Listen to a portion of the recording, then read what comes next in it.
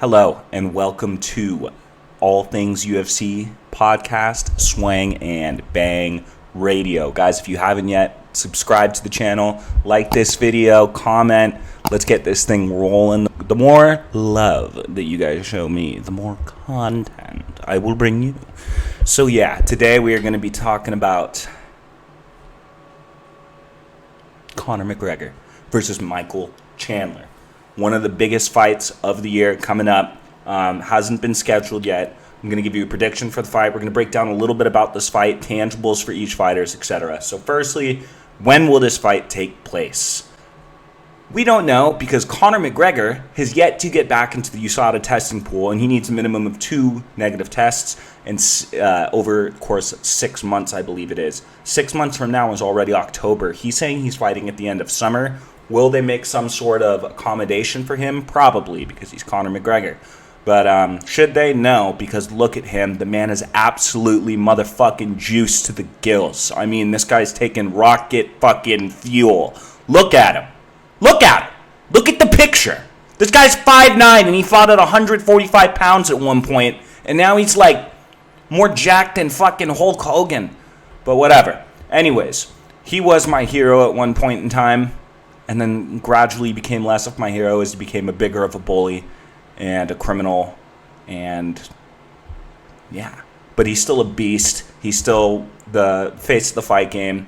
He is an icon. He is an extremely skilled martial artist, and he is taking on another extremely skilled martial artist and a very, very, very good man, a great representative for the company of the UFC, a great family man, great dad, husband, and an ultimately ultra entertaining fighter in Michael Chandler.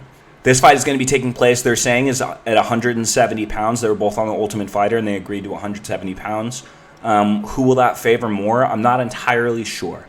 We've never seen Michael Chandler fight at 170, but he is a bulldog at 155, and he is very jacked and athletic. He cuts a ton of weight.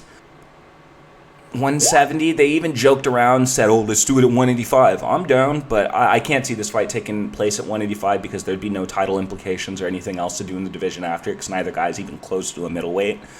So I can definitely see this fight taking place at 170. Would the winner get a title shot? Probably not. If it was Conor, maybe, because he does what the fuck he wants. Your wife's in me DMs! Your wife is in me DMs, hey, baby!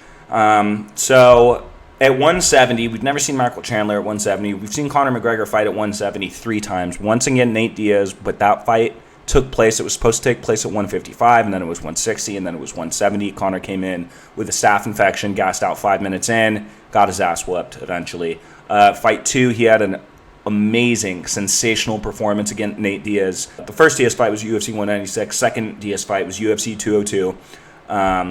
He won a majority decision in a barn burner of a fight, and let's just say the bombs that he was throwing in that fight would have pretty much knocked out a lot of people at 170, I would say. But Nate Diaz, as we know, is just a complete Mexican warrior, a true chin of granite. No one could put him out. Then Conor fought, I think it was UFC 246? UFC 246 or UFC 244 against Cowboy Cerrone, a withered Cowboy Cerrone, albeit at UFC 170, and got the finish in under a minute.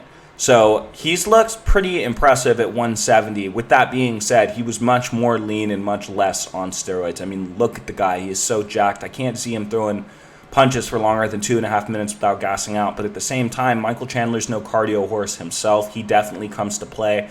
Their fight, the first round, is probably going to be one of the greatest first rounds in the history of MMA. I can see multiple knockdowns on both sides. I can see awesome grappling exchanges.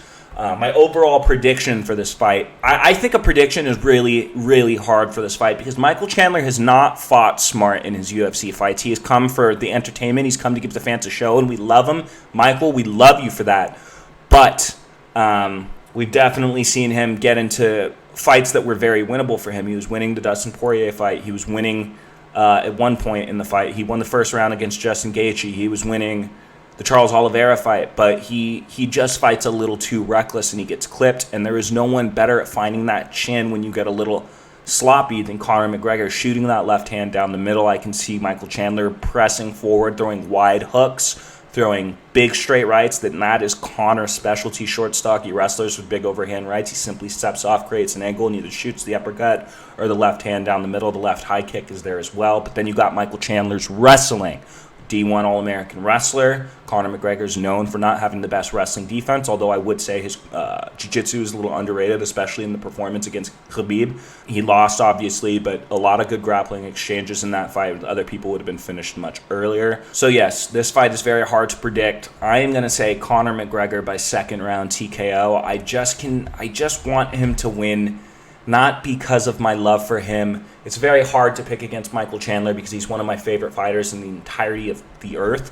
But I can just see Conor McGregor finding his chin eventually. His cardio may not be there, but one thing that doesn't age is power. And I can see Conor finding that left hand at some point in the fight and putting Michael Chandler out. I can see Michael Chandler putting him out. I can see Michael Chandler really beating up his legs with leg kicks, and I can see him wrestling his way to a decision or even a late stoppage, but I'm going to go with Conor McGregor by second round TKO. Guys, if you like this video, if you like any of my content, please subscribe, give it a like, check out Swing and Bang, and check out my personal channel, Caleb James. Going to review some restaurants, going to make a relationship video with my sweet fiance.